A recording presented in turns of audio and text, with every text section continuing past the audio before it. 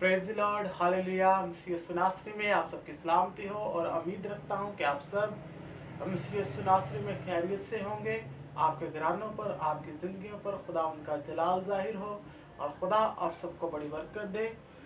आए खुदा उनके पाक कलाम में से आज हम अपनी नसीहत और तरबियत के लिए देखेंगे ज़बूर नंबर 37 और इसकी 40 आयत हैं। इस पार्ट में हम 20 आयत की तिलावत करेंगे और सीखेंगे कि इसमें हमें खुदा क्या सिखाता है। लिखा है, तू बदकरदारों के सबब से बेजार ना हो और बदी करने वालों पर रश्क ना कर, क्योंकि वो घास की तरह जल्द काट डाले जाएंगे और सब्जा की तरह मुरझा जाएंगे। खुदावंद पर तवक्कल कर और नेकी कर, मुल्क में आबाद रह और उसकी वफादारी से परवरिश पा। खुदावंद में मसरूर रह और वो तेरे दिल की मुरादें पूरी करेगा। अपनी राह खुदावंद पर छोड़ दे और उस पर तवक्कुल कर, वही सब कुछ करेगा। वो तेरी रास्तबाजी को नूर की तरह और तेरे हक को दोपहर की तरह रोशन करेगा। खुदावंद में मुतमिन रह और सब्र से उसकी आस रख, उस आदमी के सबब से जो अपनी राह में कामयाब होता और बुरे मंसूबों को इंजाम देता है। बेजार ना हो, कहर से बाज आ और गजब को छोड़ दे। बेजार ना हो, इससे बुराई ही निकलती है, क्योंकि बदकरदार काट डाले जाएंगे, लेकिन जिनको खुदावन की आस है मुल्क के वारिस होंगे। क्योंकि थोड़ी देर में शरीर नाबूद हो जाएगा, तो उसकी जगह को गौर से देखेगा पर वो ना होगा, लेकिन हलीम मुल्क के वारिस होंगे और सलामती की फरावानी से शादमान रहेंगे। शरीर रास्तबाज के खिलाफ बंदिशें बांधता है और उस पर दांत पीसता है। खुदावंद उस पर हंसेगा, क्योंकि वो देखता है कि उसका दिन आता है। शरीरों ने तलवार निकाली और कमान खींची है, ताकि गरीब और मोहताज को गिरा दें और रास्तरों को कत्ल करें। उनकी तलवार उन्हीं के दिल को छेदेगी और उनकी कमानें तोड़ी जाएंगी। शादी का थोड़ा सा माल बहुत से शरीरों की दौलत से बेहतर है, क्योंकि शरीरों के बाजू तोड़े जाएंगे, लेकिन खुदावंद सादिकों को संभालता है। कामिल लोगों के क़याम को जानता है, उनकी मिरास हमेशा के लिए होगी।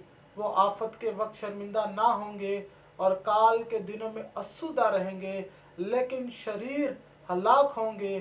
खुदावन के दुश्मन चरागाहों की सरसब्जी की मानिद होंगे, वो फना हो जाएंगे, वो धुएं की तरह रहेंगे। हालेलुया, आमीन।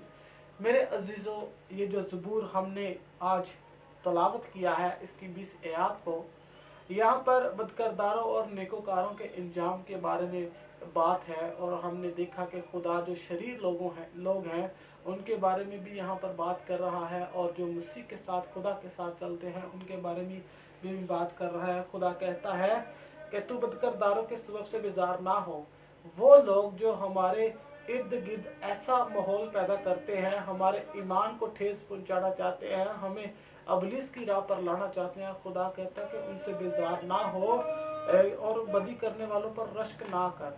जो बदी करते हैं आप उनसे भी परेशान ना हो, उनसे भी आप बेजार ना हो कि ये क्या करते हैं। क्योंकि होता ऐसा है कि जब हम किसी ऐसी महफिल में बैठते हैं जहाँ पर बदकरदार लोग हों, शराब नोशी करने वाले हों, नाच रंग करने वाले हों, वहाँ पर जो हम मसीह के मानने वाले हैं, हम मसीह के पैरोकार हैं, हम थोड़ा अनकंफर्टेबल फील करते हैं, लेकिन खुदा कहता है कि आपने उससे बेजार नहीं होना। फिर खुदा कहता है कि खुदावंद पर तवक्कल कर और नेकी कर, मुल्क में आबाद रह और उसकी वफादारी से परवरिश पा। आमीन। खुदावंद पर आस रखनी है हमने। हम जो खुदा के लोग हैं, हमने अबलीस और उसके जैसे काम करने वाले लोगों से बेजार नहीं होना। हमने अपने खुदा पर भरोसा रखना है, जो हमारा खुदा दुनिया का खालिक है, मालिक है। मेरी ज़िंदगी और आपकी ज़िंदगी का वो मालिक है।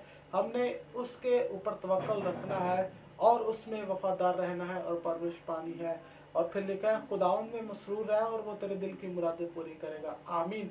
हमने हर वक्त अपनी ज़िंदगी को खुदावंद में मसरूर रखना है। हमने उसके जलाल के लिए अपने आप को पेश करना है। हमने उसको जलाल देना है, उसके नाम को धन्यवाद कहना है। जब हम उसमें मसरूर रहेंगे, जब हमारी ज़िंदगियाँ उसकी राहों पर चलेंगी, तो वो हमारी ज़िंदगी को शादमानी से भरेगा। आमीन।